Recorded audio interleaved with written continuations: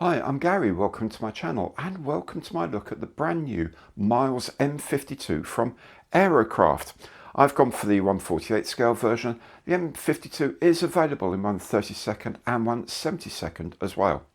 Let's start with a quick look at the Miles M.52 itself and why you'd want a model of it. In the heady days of the Second World War, just 2 years after the flight of Britain's first jet, the Gloucester E-2839, the Ministry of Supply issued Miles Aircraft a contract to develop a turbojet-powered aircraft capable of reaching 1,000 miles per hour.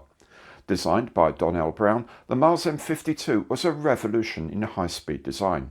The cockpit sat inside a cone-shaped nose, itself inside the air intake for the single-jet engine. The engine housed in a cylindrical body, the whole lot held aloft with very thin biconvex wings, the leading edges of which were so sharp they were nicknamed Gillette wings. The Powerjet's W2 turbojet engine was designed to be fitted with an augmenter fan and an afterburner to boost performance, and to maintain control the aircraft had stabilators or all-moving tailplanes, these days deemed essential to supersonic flight control. By the end of the war, the aircraft design was in an advanced stage, and by 1946 construction had been completed of all the jigs. It was then, in February, that the government decided that the project had to be cancelled on cost grounds. The plan had been for the famous test pilot Eric Winkle Brown to have made the maiden flight that summer and, in all probability, have achieved supersonic flight by the end of the year. This would have been about a year before the American rocket-powered Bell X-1 finally achieved supersonic level flight at the hands of Chuck Yeager.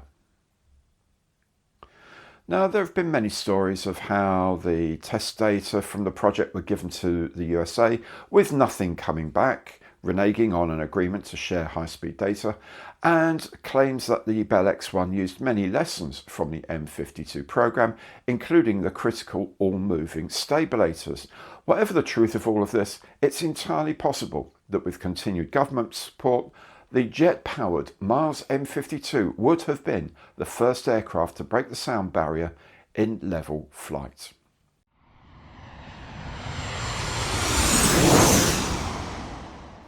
So here's the box, very simple box. You know, it's a small company, they don't need to do massively complex multi-print little stuff. What's inside is most important. We do have a very, very lovely artwork of the Miles 52 in full flight here with, as you can see, the afterburner going. This one is in 1/48 scale. They do make them in 1/32 and 1/72 as well, but 1/48 was kind of the right scale for me to do it.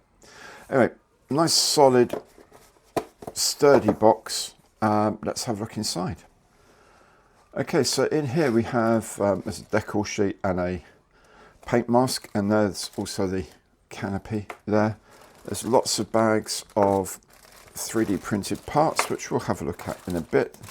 There's this intriguing jig, which is going to come in very, very useful.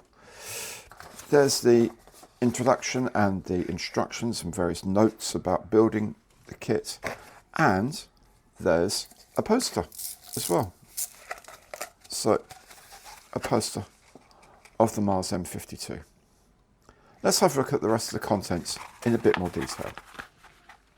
The first bag contains the rear fuselage, the tailpipe, and the mid-fuselage section. You can see here where the wings slot in, and the undercarriage bays. You can see also these parts which are structural supports during the printing that will come off later. This next package contains the two wings, again with plenty of structural supports for the printing. The interior part of the engine, which is the engine base, and then these augmenter tubes, actually like afterburners, and then the interior shroud of the engine as well. The next bag I've opened contains the shroud of the inlet, so the inlet of the engine's here, and then into that will eventually fit this part, which is the nose and the cockpit. The next bag contains the two all-moving elevators. The tail fin, gear doors, the two options for the cockpit, which will come later, two options for the seats, wheels, and the back of the cockpit area. And this is the cone of the engine. That's the cone that sits just in front of the engine, so just behind the cockpit, where all the airflow meets up again. And this last bag of parts contains the main gear legs here, the nose gear leg here, pitot, some sort of tube. I don't know what sort of tube that is, but it's a tube that goes on the side. Maybe it's a vent or something. And the control column. Now, there are two of each of these because they're very, very delicate. But also, all of these parts here are printed in a very slightly different resin. They have a little bit more give, so not as brittle. And anything that isn't quite straight, like, you know, if you can't get this pitot absolutely straight, you do have another one. A bit of warm water will help straighten that out without any problem. They're very much easier to use and to adapt than the other printed parts. The last 3D printed part in the package is this jig, which, when it's separated from its build table here, you'll see the aircraft will sit in here, the fuselage will sit in here, and these give you the angles of the wings, and these little slots here give you the points for setting the undercarriage as well. So a really useful little jig to be included. And the last bag in the box contains a cast clear canopy, a sheet of masks for it in vinyl, and of course the decal sheet. The decal sheet contains markings for 4 aircraft, and an optional colour scheme we'll have a look at in just a moment. Now, as I mentioned, you have two options for the instrument panel parts here. The one on the left here, you can see the instruments themselves are printed into the resin, so you can dry brush these and you'll get these, like the HSIs and things like that, will pop up out, you know, in nice white colours. However, if you want, there's a one here where they're blank, so you can either hand paint them in if you're that skilled, or indeed there are available generally sort of third-party general instrument decals for various scales, including 48th. So you could put your own instrument decals in there as well if you have them.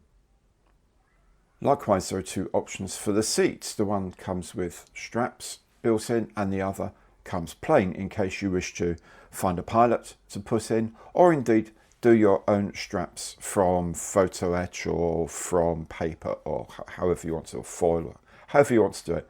Or you can use the ones that are 3D printed on the other seat. If we look at the parts a bit more detail, you can see it's very, very cleanly printed. There's just the tiniest, but I mean the tiniest hint of some development line in it, but really very, very, so there's nothing on here that won't disappear with a bit of self-leveling thinner in the primer. The parts here, these are intentional because these are the supports for the cockpit, but behind it obviously this needs to go.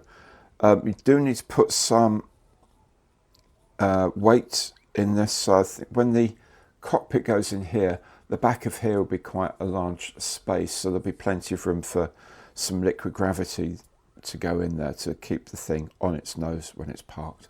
But the plastic quality, the resin quality is very, very fine indeed, and the printing is very good. You can see the ramp inlet doors there. Very clear, very clean, very impressive. There are some parts, for example, this rear fuselage, where the print supports are on the inside, but they're not going to be difficult to get off. Once you've taken the other end off, you can get into these very, very easily and clean them up. A lot of them will be covered by other bits of the engine, for example, the tailpipe of the engine. So there's nothing in there terribly scary or terribly awkward. The only large chunk of plastic in there is around in here, this sort of 12 o'clock position as I hold it here. And that's not surprising because that's where the rudder fits in. But yeah, that's fine. None of that will be visible once you put the tailpipes in for the engines. Again, very, very nice detailing. There's a tiny, I don't know if you can actually pick it up, there's a tiny, tiny little dot there. And that's like a reference mark for when the all-flying tailplane stabilizers go on there. That's the neutral position marked very, very nicely for you. The instructions inside just come onto A4 pages. I will say, I think, and quite rightly, they suspect that you will have done quite a bit of modelling before you attempt this. A, because it's resin, it's not anything like as forgiving as polystyrene can be. And B, because it's a very unusual aircraft. This is not something that most people have even heard of, let alone want to make a build of. However, it's not like you have to have a degree in engineering to make it. They look relatively straightforward. But they do really emphasise you do need to make sure you take care in removing the parts from the supports. They suggest sharp scalpel, fine razor saws and sprue cutters. Absolutely a great idea. As always, you can leave a tiny bit of the resin on there and sand it down, but you don't want to be doing too much sanding with resin if you kind of really don't want to be sanding too much resin. There's a neat little trick here to get the tyres to fit over the hubs, and that's you can heat them up in hot water and they'll expand a bit, and then you can shrink them back when they get cold, which is a lovely touch. It does say about the nose weight here, for the 1/72 scale it's 8 grams, for the 48 scale 30 grams, and for the 32nd scale about 60 grams, but there seems to be plenty of room for that, but we'll find a little later. And on things, fitting the wings might require a little bit of sanding onto either the trailing or leading edges. For example, the big things are going to be where the two fuselage halves join, but they're engineered very, very well. They should join together looking like there's a panel line between them, not completely flat, so don't go around filling the space up. All that should look like another panel line, basically. The parts are here. This is taken from the CAD, I suppose. Shows you the parts on an exploded diagram in here, another exploded diagram here, so you can see where the various bits fit with each other. There is more of a detailed part here about the cockpit assembly here, and how to use the jig that's supplied here as well. And then on the back are the schemes. Now, the classic overall high-speed silver with the Circle P for prototype in yellow. There is also, they suggest a yellow version as well. Why not? With a black Circle P to make it more visible. This would suggest, in fact it's also got a code U52, suggests this would be an unmanned one, a drone version, maybe for testing, which is why it's in trainer yellow. The piloted one, high-speed silver with a regular code number for it, RT133 registration number. So I'm going to be doing this one. I'm kind of tempted to get another one and do one in yellow as well, but instead of doing that, actually paint out the canopy and have it as a drone, complete as a drone.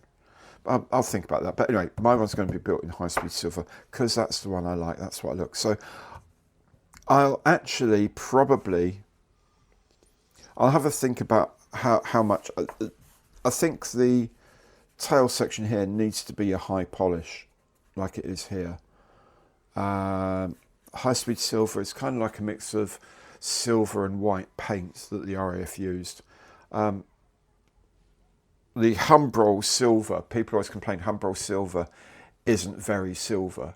It's quite dull.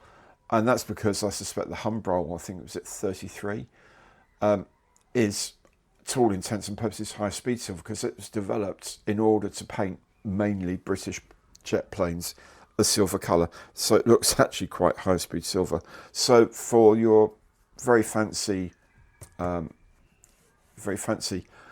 silver finishes, if you want to get RAF high-speed silver, I suggest you use a bit of white or pale grey in with it and try it. Just try out a few things, see what it looks like.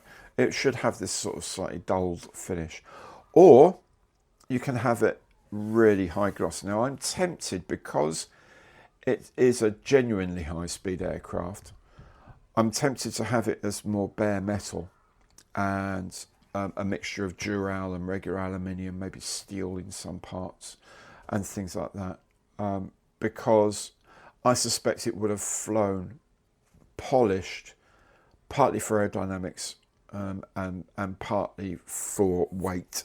So not adding another layer of paint on it is another layer of weight that you don't have to carry around. So I'm going to think, yeah, I'm going to do my one, polished metal, yellow circle P, RF markings, RAF serial number, and that would be that. That would be my one. So there it is. It's a very good looking model of an exceptional aircraft. Do keep an eye out for the build, which will be very soon. And if you've enjoyed this video, do please remember, give it the old imperial thumbs up on the like button, hit the notification bell and subscribe to the channel. It's free and a great way to show your support. Thanks so very much for watching today, and goodbye.